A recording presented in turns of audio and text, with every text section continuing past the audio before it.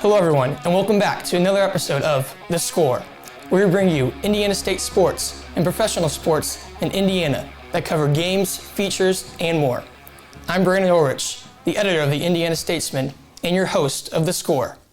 First, starting on the football field, Indiana State football was victorious in its homecoming game in a comeback win against Southern Illinois 20-17. The Sycamores fell down 17-0 at halftime before they started their comeback.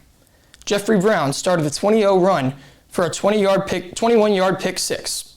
Brown received MVFC Defensive Player of the Week honors as the senior linebacker also had 11 tackles in the game.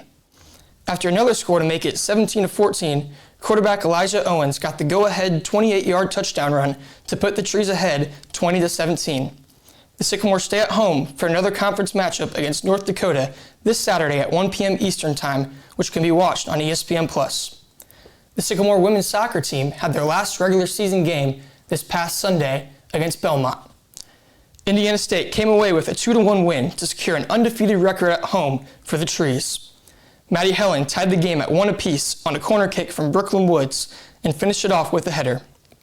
Sophomore Audrey Roberts got the go-ahead score in the 82nd minute to secure the 2-1 victory. The Sycamores now start postseason play in the Missouri Valley Conference Tournament this Thursday at Nashville, Tennessee against Southern Illinois at 6:30 p.m. Indiana State volleyball lost 2 up in Iowa this past weekend. On Friday night, Indiana State faced off against Drake, and the Sycamores fell 3-0.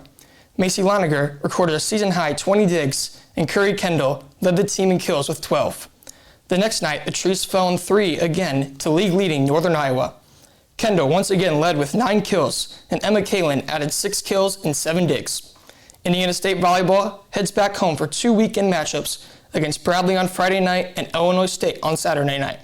Both games will take place in the arena and start at 6 p.m., and both games can also be watched on ESPN+. We'll have more Indiana State football coverage, the Sycamores women's soccer postseason conference play, and the MVC cross-country championships.